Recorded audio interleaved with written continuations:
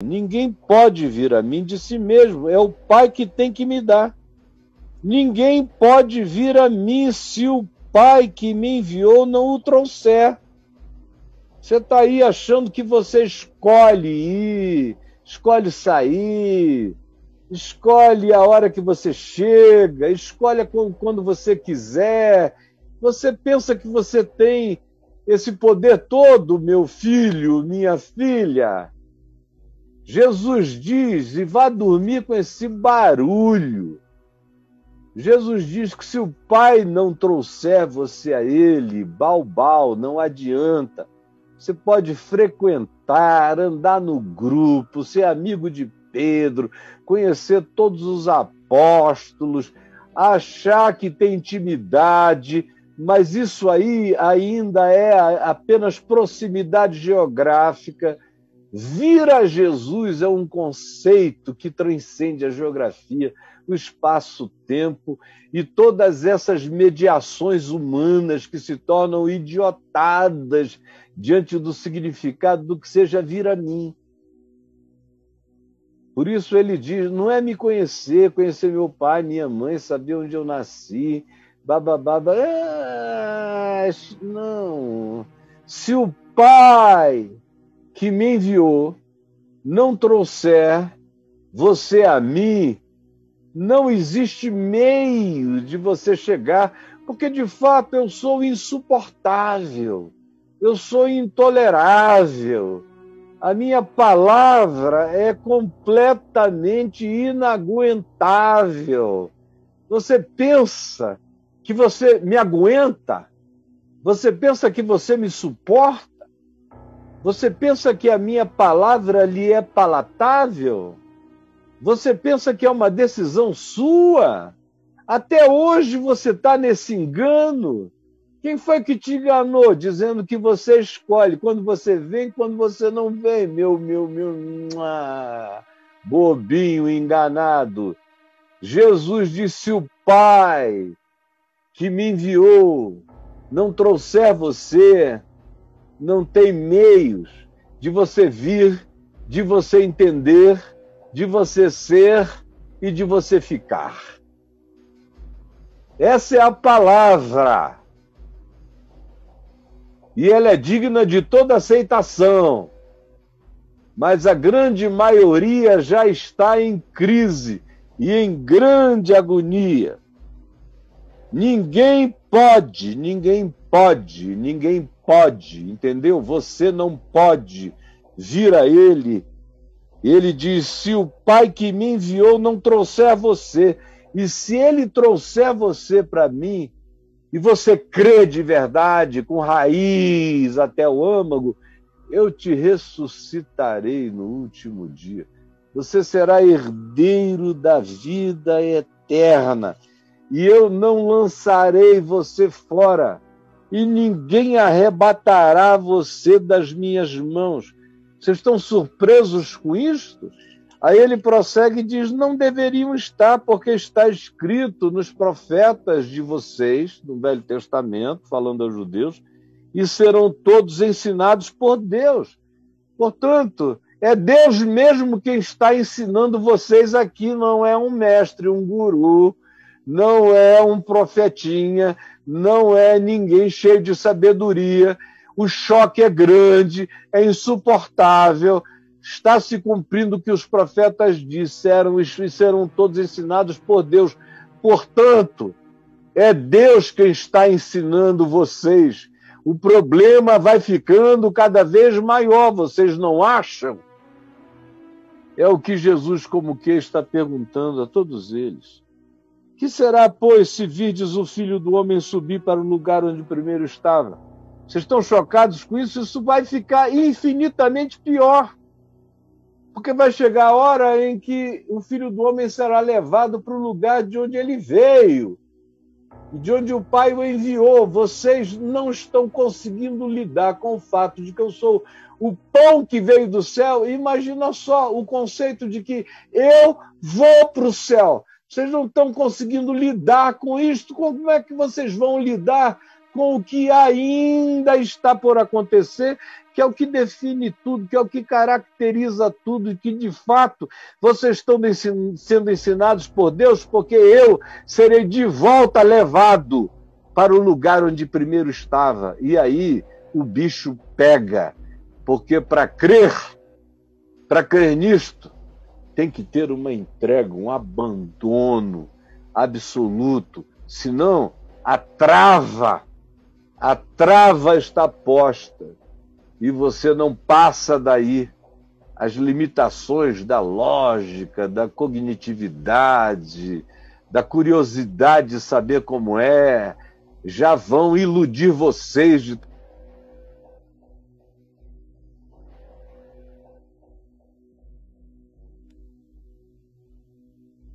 Alô? Oi? Oi? Essas coisas vão impedir vocês de tal modo que vocês não vão compreender jamais. Portanto, todo aquele que da parte do Pai tem ouvido e aprendido, esse vem a mim. Aquele que da parte do Pai, preparado pelo Pai, porque o que Jesus está dizendo é: o Pai prepara, e as pessoas preparadas pelo Pai, sem saberem que estão sendo preparadas, sem saberem que estão sendo ensinadas, estão no mundo, estão na vida, pecadores de todos os tipos, gente marginalizada, gente desprezada, gente leprosa, impura, gente abominada, gente abandonada, gente de quem se foge, gente distante, gente objeto de preconceitos diversos, da religião especialmente, é disso que ele está primordialmente falando. Esses que a religião não conhece, vêm sendo preparados pelo Pai, nas suas dores, nas suas tragédias, nas suas perdas, nos seus pecados. São os pecados felizes, como ensinou Santo Agostinho, que conduzem o pecador na sua dor até a graça que os acolhe. Eles vêm sendo preparados sem saber, não sabem de Jesus, nem do nome de Jesus, nem de nada, nem da história de Jesus, mas vêm sendo preparados pelo Pai. Todo aquele que da parte do Pai tem ouvido e aprendido, esse vem a mim. Ouvido não é a pregação, é um ouvir mais profundo, a palavra de Deus no seu coração, se deixou sensibilizar, se deixou ensinar.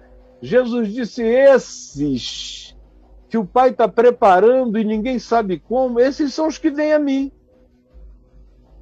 Esses são os que vêm a mim.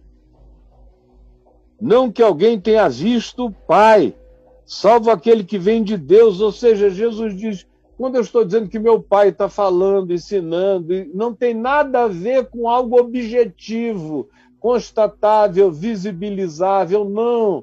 É a liberdade absoluta de Deus falando com os seres humanos, onde ninguém imagina que a voz de Deus está ecoando no recôndito mais íntimo dos corações das pessoas, que a maioria julga que não sabem nada de Deus, estão sendo justamente elas preparadas por Deus para vir a mim, para virem a mim, diz Jesus.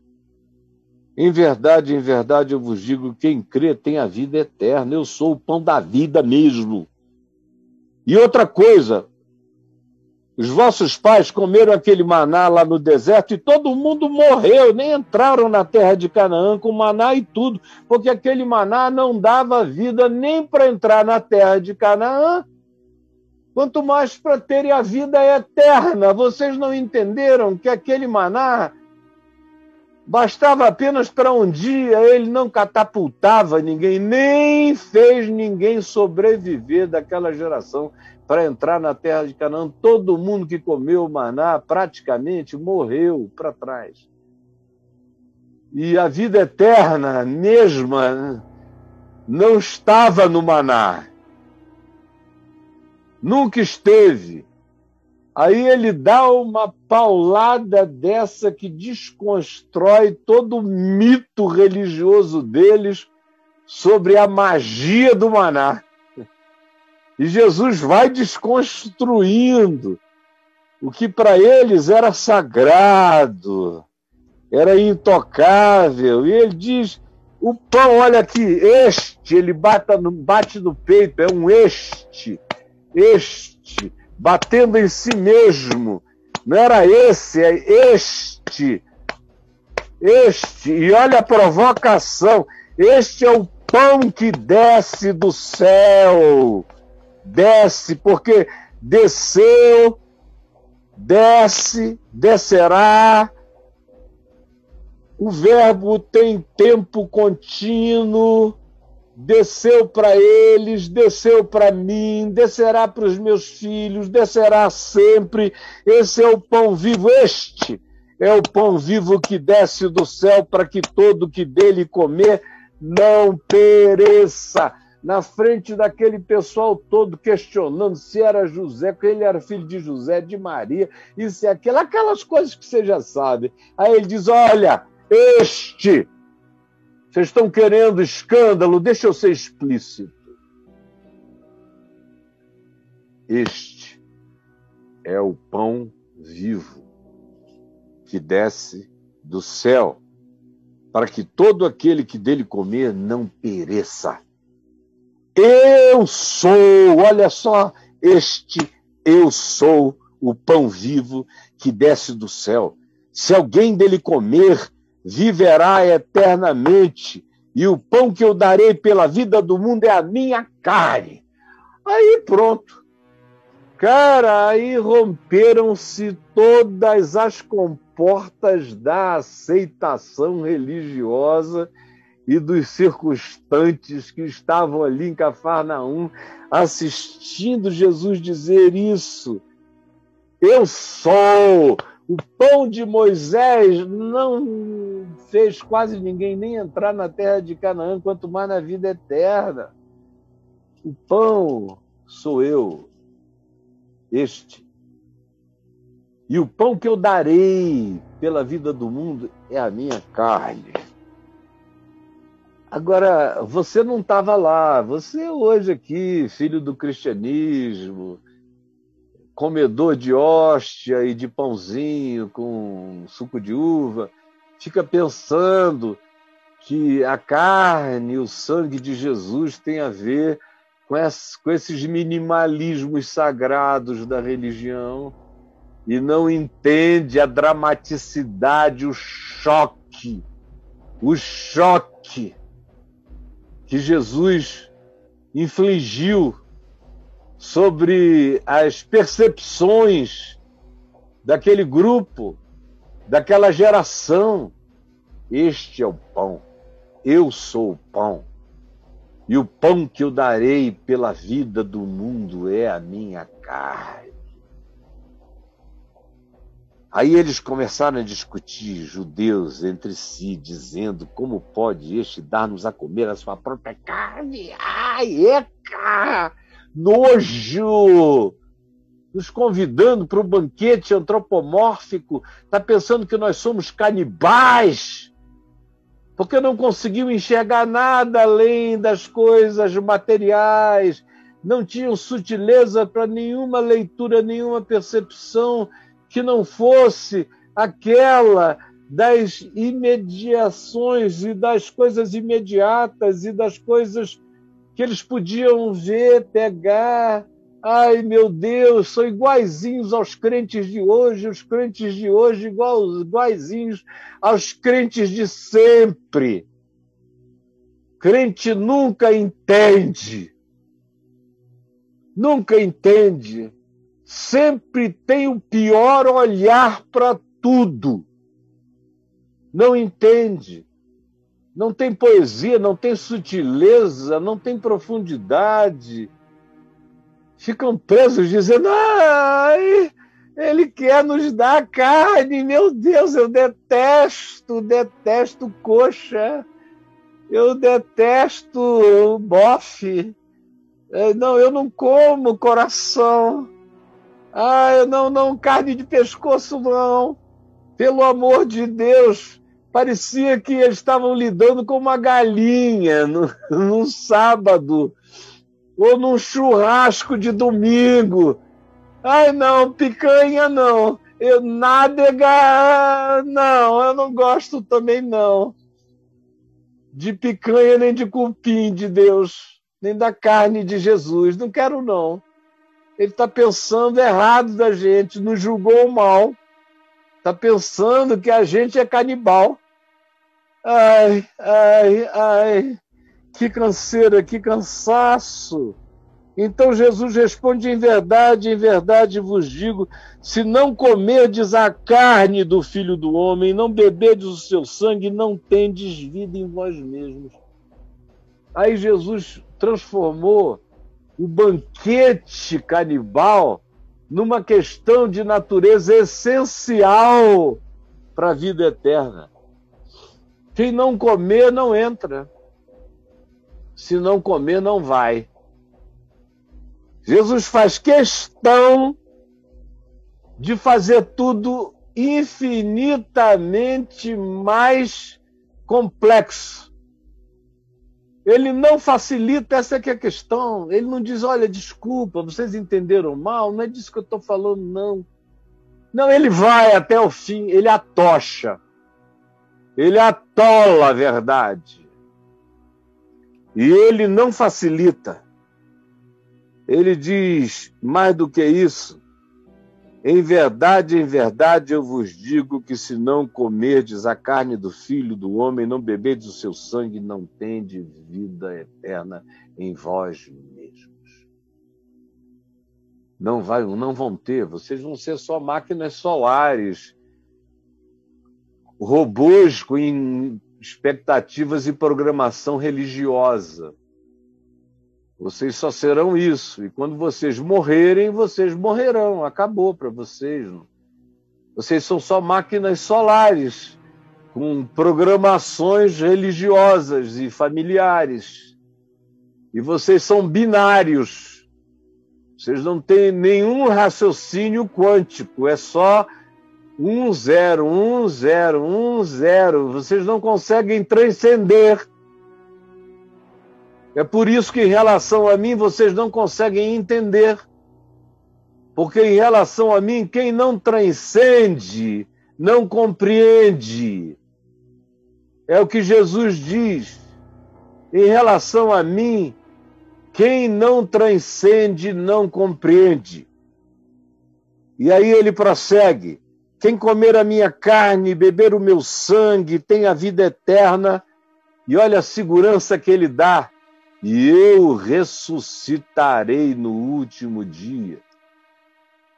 Vai ter a ressurreição prometida por Jó, quando disse: eu sei que eu me levantarei com esses meus próprios olhos, eu verei o meu Redentor, com a minha carne ressuscitada eu verei, porque o meu Redentor vive.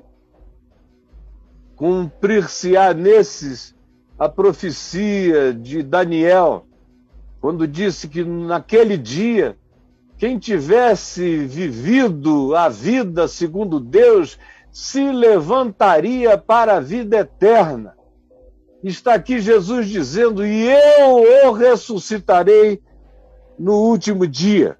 Quem comer da minha carne, quem beber do meu sangue, eu ressuscitarei, porque a minha carne é a verdadeira comida e o meu sangue é a verdadeira bebida. Quem comer a minha carne e beber o meu sangue permanece em mim e eu nele. E os caras entrando em estado de loucura.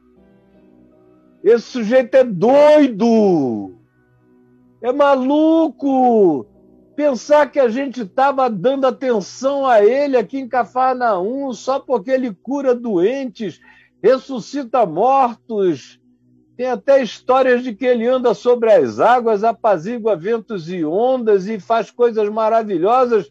Pode até fazer, mas esse discurso dele Ó, traz nós cego, cruzes, Deus nos livre. Ainda bem que a gente ouviu esse cara pregar hoje, senão a gente podia continuar enganado. De fato, a mensagem oculta dele é essa. Ele está nos chamando para um banquete canibal. Agora sim a gente entendeu. Pensavam eles e diziam eles uns para os outros. Aí Jesus prossegue: assim como o Pai que vive me enviou, igualmente eu vivo pelo Pai. Também quem de mim se alimenta por mim viverá. Eles estão já dizendo: Deus me livre. A gente não quer viver disso, não.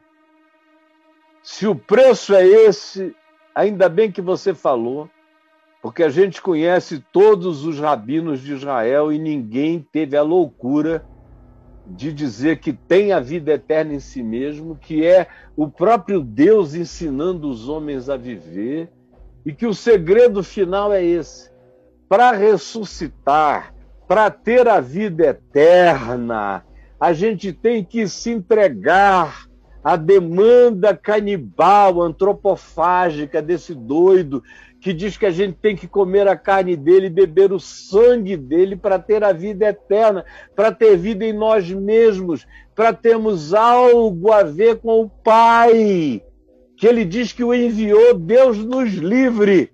Está amarrado. Está amarrado.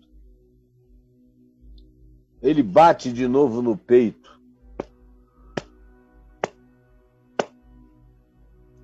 Este é o pão que desceu do céu. Em nada semelhante àquele que os vossos pais comeram no deserto, aquele manazinho. Comeram e morreram. Este é o pão que desceu do céu. Quem comer este pão, quem comer este pão, quem comer este pão, diz ele, tem a vida eterna. Tem a vida eterna. Este é o pão. Não é como aquele. Quem comer este pão viverá eternamente. Ele falou isso lá naquela região de Cafarnaum. O pessoal estava ouvindo. Na sinagoga.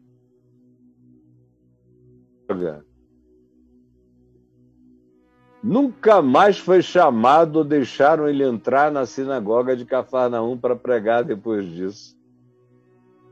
Estourou a boca do balão, como se dizia antigamente. Arrebentou a botija, como se dizia antigamente. Estourou as comportas da tolerância, como se dizia antigamente. Ninguém o suportou mais. Ninguém aguentou mais a verdade. Gerou coceira nos ouvidos dele, era insuportável. Por isso, olha aqui, tá me vendo? Presta atenção, toda a atenção que você tiver, toda ela aqui comigo. Muitos dos seus discípulos, tendo ouvido estas palavras, disseram: duro é este discurso. Cara, não dá para nós. Quem é que pode ouvir isso? Não. É radical demais. É intolerável, é insuportável.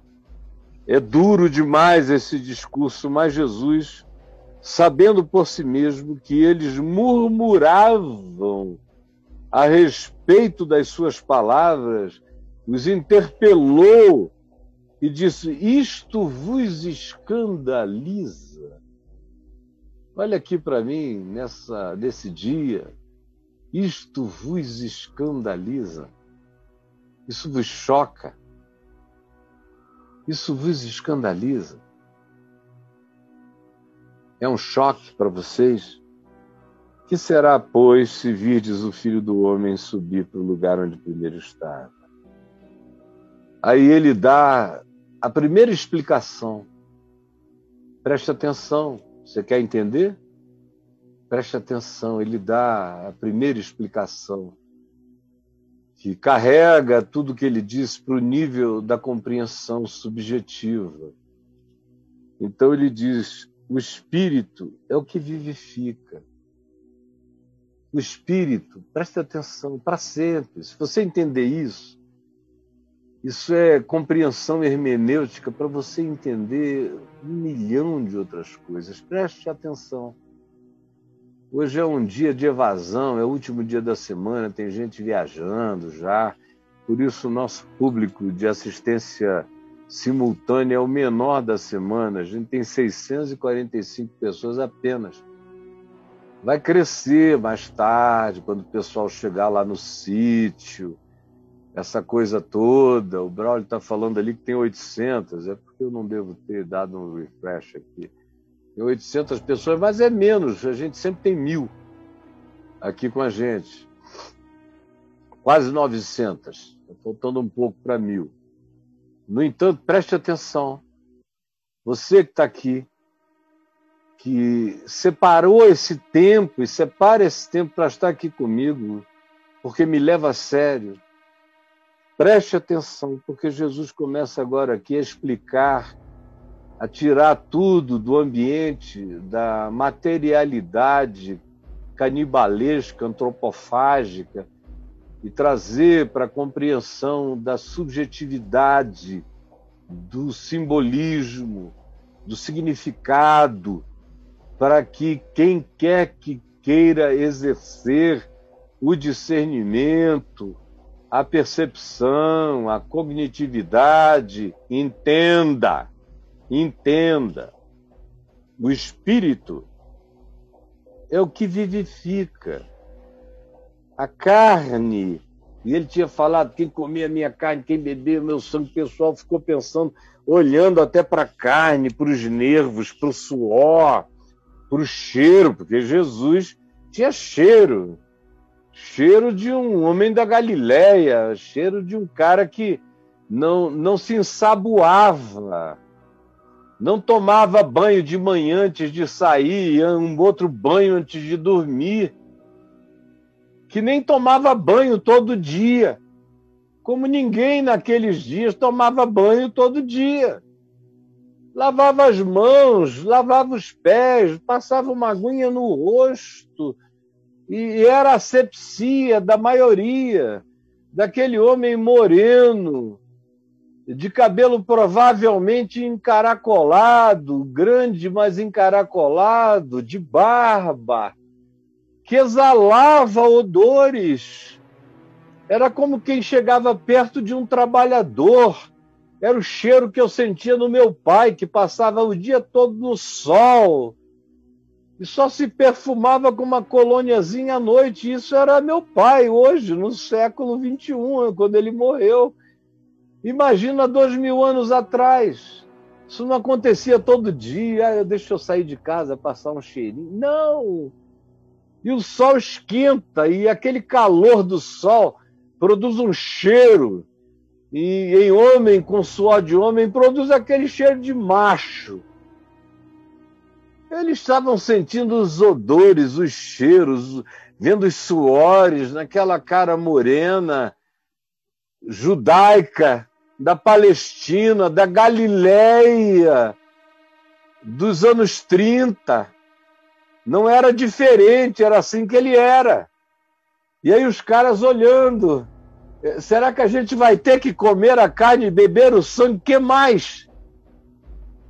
Fora as perversões dos tarados que ouviram aquilo e disseram, se eu tivesse que comer a carne dele, eu já sei o que eu escolheria. Ou seja, Jesus tira agora, depois que eles surtaram na doença deles, na doença cognitiva, na doença da compreensão, da interpretação, Jesus começa a explicar. O Espírito é o que vivifica. A carne, não é de carne que eu estou falando, a carne. Jesus diz, para nada aproveita. Não estou falando da minha carne nem da carne de ninguém. Carne estraga. E ele diz: não é o caso comigo, eu não estou falando de carne nem de sangue, eu estou falando de espírito, de vida. As palavras que eu tenho dito são espírito e são vida. Eu não tinha dito que vocês, os que crescem, iriam ter espírito e vida? Não é da carne, não é do meu tendão, não é da minha coxa, não é da minha panturrilha, não é do meu coração cardíaco, não é do meu cérebro, não é das minhas picanhas, nem dos meus bofes, não é de nada disso, é da minha palavra. A minha palavra que é espírito, a minha palavra que é vida. A carne para nada aproveita. Não fiquem presos no domínio antropofágico. Venham para mim, a palavra, o pão, a carne, o sangue, a vida. Tudo isso flui pelo Espírito. É uma absorção espiritual. As minhas palavras, ouvidas, cridas, entendidas, discernidas, guardadas, é que são espírito vivificante, são vida eterna naquele que crê. Será que é difícil entender? Contudo, há descrentes entre vós, descrentes, gente que não consegue atravessar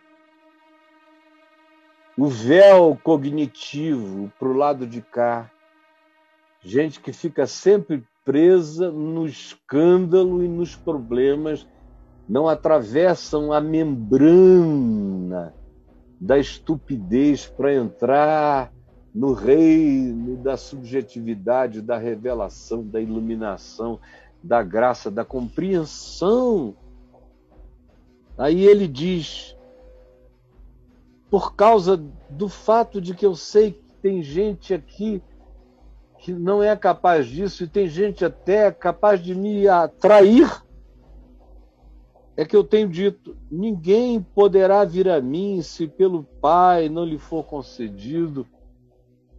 E é uma palavra especificamente para Judas, que haveria de ser aquele que o trairia.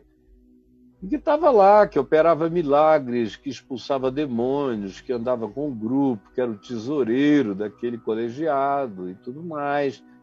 Mas Jesus está dizendo: olha, para todos vocês e também para aquele que há de me trair, eu quero dizer, e já disse, e vou repetir, que não adianta se aproximar espaço-temporalmente, geograficamente, tatilmente de mim. Isso não realiza nada. Assim como a carne não realiza nada e o sangue não realiza nada, a verdadeira relação comigo é espírito e vida. Também andar comigo nessa geografia não realiza nada. Se o Pai não o trouxer, e aquele que está aqui, só porque está próximo fisicamente de mim, não necessariamente está aqui porque o Pai o trouxe. A curiosidade o pode ter trazido, outros interesses, outros oportunismos.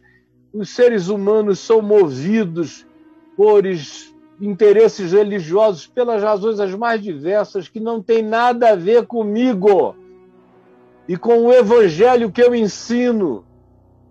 Para o interesse no evangelho, o indivíduo só vem, só fica se o Pai que me enviou o trouxer. E se o Pai o trouxer, ninguém o arrebatará da minha mão, e eu jamais o lançarei fora. Ninguém o tira de mim, nem eu o jogo fora de mim, eu o acolhi.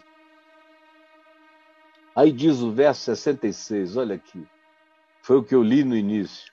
À vista dessas coisas que vocês acabaram de ouvir, muitos.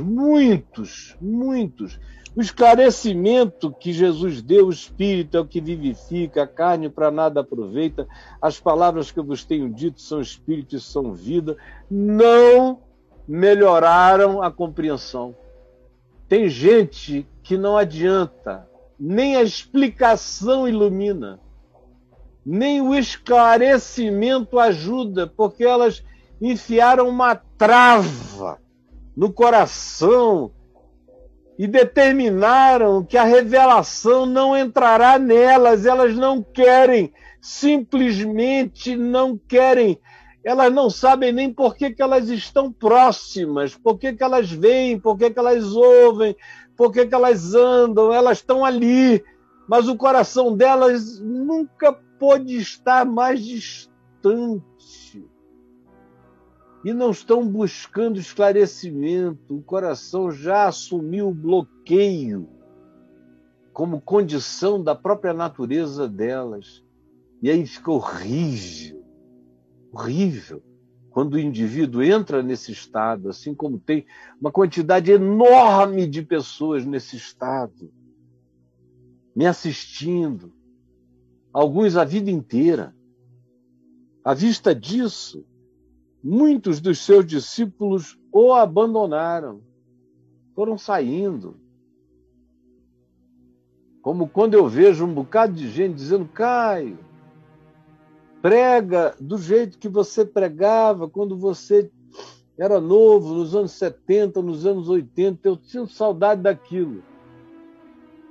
É porque, conquanto eu nunca tenha pregado qualquer coisa que não fosse o Evangelho, eu só preguei o Evangelho, mas eu nunca preguei o Evangelho com a visceralidade, com até, não era de propósito apenas, às vezes havia coisas que eu tinha que viver anos e anos e anos para aprender, no meu próprio espírito, na minha própria mente. Outras não.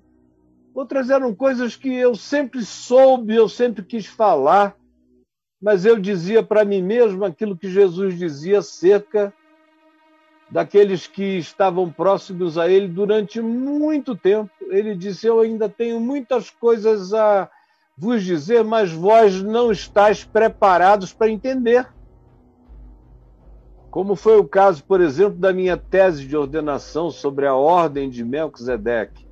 Quem quiser saber a respeito é só entrar no portal Caio Fábio e escrever a ordem de Melquisedeque ou aqui mesmo no YouTube.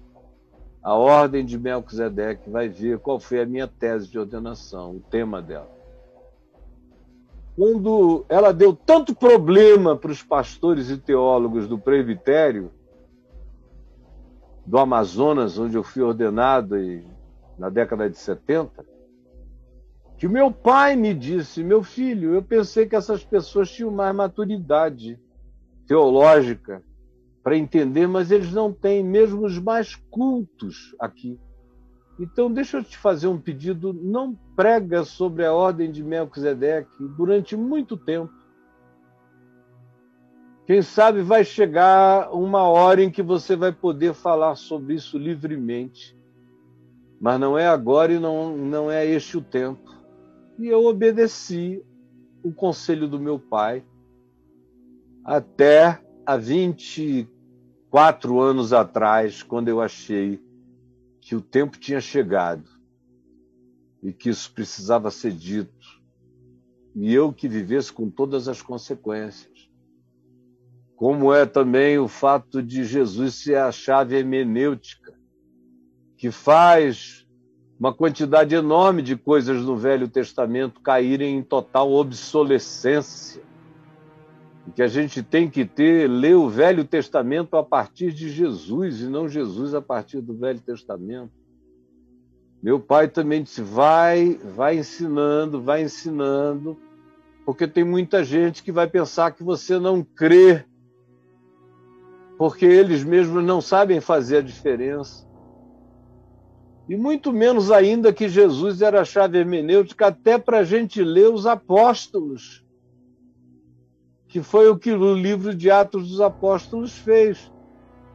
E Lucas escreveu o livro de Atos tendo Jesus como chave hermenêutica. É por isso que em Atos 10, Pedro é criticado. Pedro é aquele cara que se dizia o apóstolo dos gentios, mas não tinha coragem nem de entrar na casa de um pagão. Ou lá em Gálatas, Paulo lê a atitude de Pedro e Barnabé a partir de Jesus como chave hermenêutica. E aí o que acontece no capítulo 2 de Gálatas, aquela palavra de Paulo a Pedro e Barnabé, dura e veemente, é porque Jesus, para Paulo, era a chave hermenêutica, e Pedro ainda ficava confuso, misturando Jesus com coisas do Velho Testamento e do judaísmo e do cerimonialismo rabínico e outras coisas mais. E Paulo disse, não, isso caiu em obsolescência. Se você não tem compreensão, não adianta. Eu aprendi muito tempo depois que o discípulo é que acha o mestre, e não o mestre que acha o discípulo. Existem coisas que, quando você diz, você perde uma quantidade enorme de discípulos. Ao mesmo tempo em que, pelas mesmas coisas, você recebe alguns novos discípulos que estavam esperando a vida inteira para encontrar aquilo. Mas isso você só aprende vivendo, sofrendo, vendo discípulos, as multidões indo embora, enquanto você vê alguns chegando para ficar para sempre e eternamente. Então perguntou Jesus aos 12, aos apóstolos que ainda estavam ali, incluindo Judas, porventura quereis vós também retirar-vos? Porque para Jesus não era nenhum problema. Não era nenhum problema. Jesus sozinho ainda era Jesus. Eles sozinhos eram menos do que eles eram antes de conhecer Jesus. O problema de conhecer a Jesus é que ou a gente mergulha em Jesus, ou a vida da gente piora para sempre depois que a gente conhece Jesus. A perturbação de tê-lo conhecido e não tê-lo absorvido nos seca.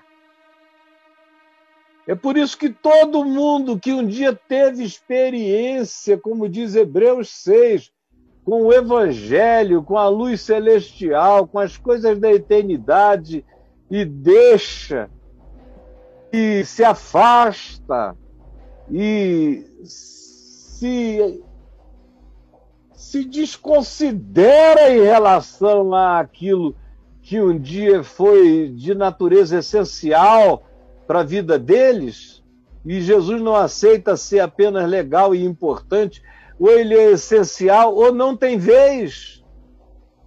E eu vejo essas pessoas secarem, murcharem. A própria realidade planetária no hemisfério ocidental da Terra, que é o hemisfério cristão, do cristianismo, vocês vejam que as maiores angústias e desgraças do planeta e conflitos e apocalipticismos são criados desse nosso lado cristão, pós-cristão, que vai viver as piores angústias planetárias. Somos nós que iremos. É aqui no Ocidente que a alma humana sofre mais do que em qualquer outro lugar da Terra, de angústias, de porquês, de perguntas suicidas. Vê se na Índia tem gente se suicidando do jeito que a gente se suicida, de angústia, no Ocidente ou na China. O Japão já teve, por outras razões, parou. Quando a cobrança paterna sobre os filhos diminuiu, parou. Nós não, a gente se angustia aqui, é de resfolegamento, de pânico sobre o que nos aguarda, sobre a falta de sentido da existência. Porque é isso que o abandono ao Evangelho do qual a gente já teve conhecimento produz na gente. Já não andavam com ele. E Jesus perguntou, inclusive aos mais íntimos, quereis vós também retirar-vos? Porque começava tudo de novo, é isso que o pessoal não entende. Até eu me sinto assim. Não tem ninguém que me diga, eu vou parar de te seguir, que vai alterar a minha vida. Ninguém, nem filho, nem neto, nem parente, nem amigo, nem filhos da fé, nem gente que eu gerei, pari em Cristo. Ninguém. Podem ir embora todos, até eu que sou essa porcaria. Tenho essa convicção de que se todo mundo for embora, não muda nada, começa tudo outra vez e ninguém segura. Porque tem gente querendo o que você não quer, tem gente ansiando por aquilo que você despreza, tem gente orando para encontrar aquilo que você não quer ouvir. Tem gente sonhando em seguir aquilo que você está abandonando. Então, para mim, que sou só um homenzinho, com alguns poucos anos de vida ainda, se todo mundo fosse embora, se até a minha mulher me deixasse em relação ao Evangelho e à vida, diante de Deus, eu digo, seria uma dor horrorosa, mas nada mudaria. O Evangelho continuaria a ser o mesmo e outros discípulos viriam. Não importa, não existem 12 que sejam essenciais. Essencial é só Jesus. E tudo mais é circunferência. É melhor você saber disso. É assim com Jesus e é assim com esse discípulo dele que sente a vida do mesmo modo e quanto mais velho eu fico, mais seguro disso eu me torno. Então, Simão Pedro, ouvindo essa pergunta de Jesus, quereis vós também retirar-vos? Simão Pedro disse, para quem iremos? Para quem iremos? Esse é um cara que, com todas as fragilidades que ele ainda virá a manifestar no futuro, mas ele, toda vez que cai, cai de joelhos. Toda vez que cai quebrantado. Toda vez que cai aprendendo. Toda vez que cai e houve várias quedas, ele levanta melhor.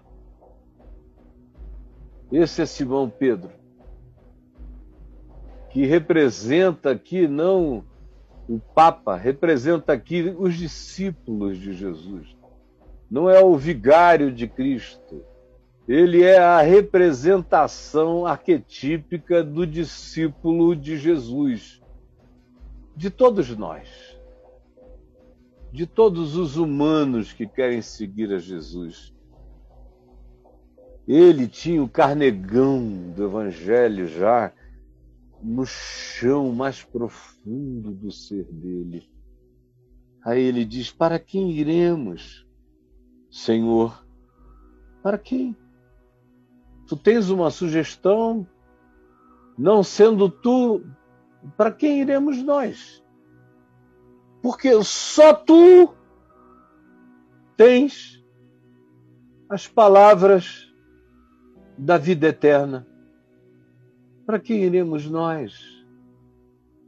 Tu tens as palavras da vida eterna. É quando o cara chega aí, ele se torna inafastável em relação a Deus. Ele cai, ele quebra, ele vira caco, mas ele se refaz. Nesse quebrantamento, ele se torna indestrutível. Nesse enraizamento, ele se torna inarrancável.